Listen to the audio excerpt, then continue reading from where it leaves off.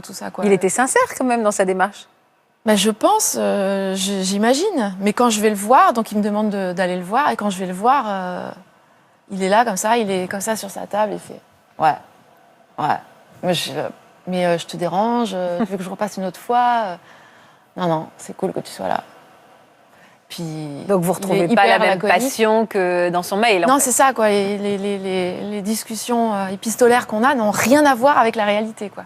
Et donc je pars de là, je me dis waouh, c'est quoi Il n'avait pas envie de me voir. Vous êtes déçue par rapport au décalage avec le mail, en fait. Ouais, c'est ça. Puis je suis mal à l'aise. Je me dis bon bah attends, mais arrête. Là, franchement, le mec, c'est un goujat, quoi. T'y vas plus, laisse tomber.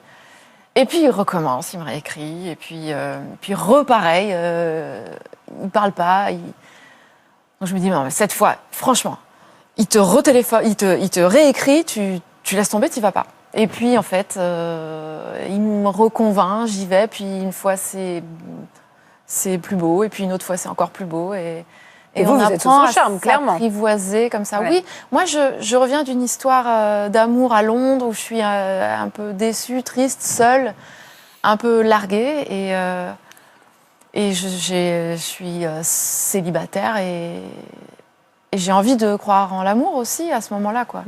Je rentre en France, j'ai plus rien, et j'ai cet homme qui me fait la cour, mais un peu maladroitement au départ, quoi. Est-ce que vous avez pu constater vous-même qu'il y a des moments où il était lui, puis il y a des moments où il était moins lui? Est-ce qu'à ce moment-là, il y avait déjà des problèmes avec l'alcool?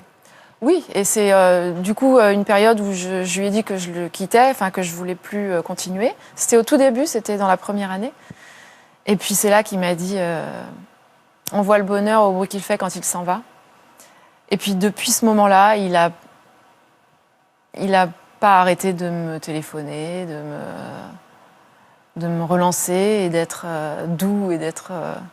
Et c'est vrai que je suis revenue et évidemment j'étais dingue de lui, mais je sentais qu'il y avait comme un frein à notre amour qui était effectivement cette tierce personne qui était l'alcool finalement, quoi. Ouais.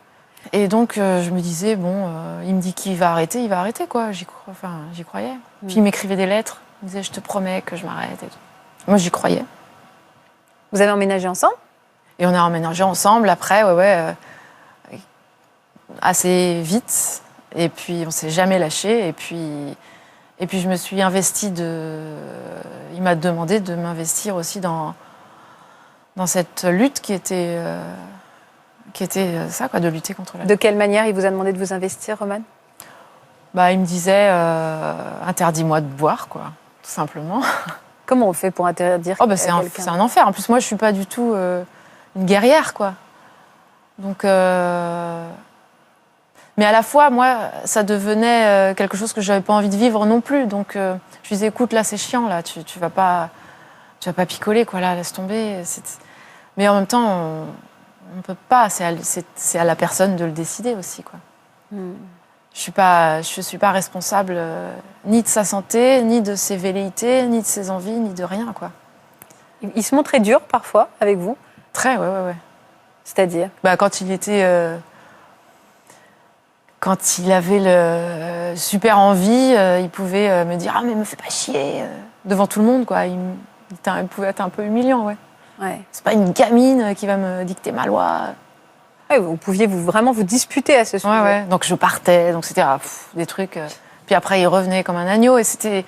Mais en fait, je comprends que c'est pas quelque chose qu'on peut gérer soi-même, quoi. C'est une maladie, hein. C'est vraiment important de le rappeler. Et quand on dit il voulait que je l'aide à s'en sortir, c'est beaucoup plus compliqué que ça, hein.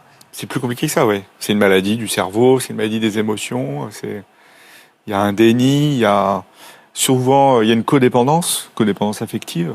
C'est-à-dire qu'on s'implique dans l'histoire de l'autre qui est malade.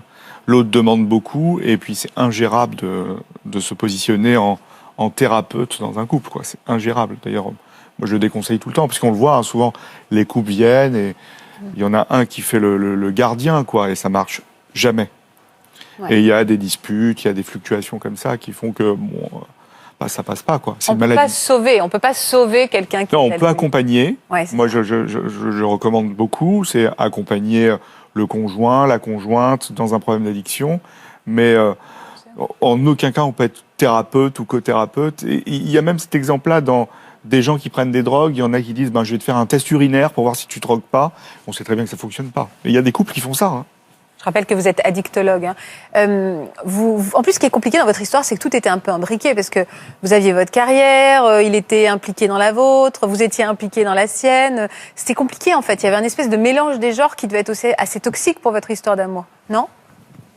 Ou au contraire, devait peut-être l'apporter? En même temps, c'était beau parce qu'on partageait plein de choses. Et puis, notre métier, c'est quand même une passion à la base. Donc on parlait musique et puis on s'arrangeait pour avoir les mêmes emplois du temps, finalement. On enregistrait, on s'accompagnait, on était passionnés tous les deux. Moi, je l'accompagnais, et puis lui m'a accompagné aussi partout. Non, j'ai pas senti de problème à ce niveau-là. Au contraire, Ça vous soudait? Ouais, c'est une vraie complicité. Vous êtes mariés en 2005. Il en était où? Vous en étiez où de ces relations un peu compliquées du fait de la présence de l'alcool? Vous êtes beau sur ces images. Non, ça allait. C'est une période d'apaisement? Ouais. Et puis l'arrivée de votre garçon? Oui. Malade? Ouais. Quel genre de papa il est? Il voulait faire les choses dans l'ordre. Dans l'ordre, je comprends. Il est hyper respectueux de tout ça. Quel genre de papa ça a été dès le départ? Il était tout mignon. Il m'a même montré comment changer les couches, quoi. Moi, je savais pas au début. Et puis, il s'en occupait. Il est toujours dingue de son fils, quoi. Ouais. Il s'est beaucoup investi. Ouais. Comment votre relation a évolué dans le temps, maintenant que vous étiez mariés avec cet enfant? Est-ce que les choses se sont, j'allais dire, un petit peu normalisées, apaisées, ou est-ce vous êtes restés dans cette relation passionnelle, tous les deux? C'est assez normalisé. C'est-à-dire qu'avant, j'attendais de mon époux et du père d'un petit garçon qu'il assure et qui soit présent et tout ça. Donc j'étais parfois j'étais agacée, quoi. Aujourd'hui, j'attends rien. Finalement, je suis super apaisée. On a une relation qui est très complice, toujours. Et on est hyper soudés, quoi. Et on s'appelle tout le temps. On s'appelle tous les jours, quoi. Il est quoi pour vous aujourd'hui, Renaud?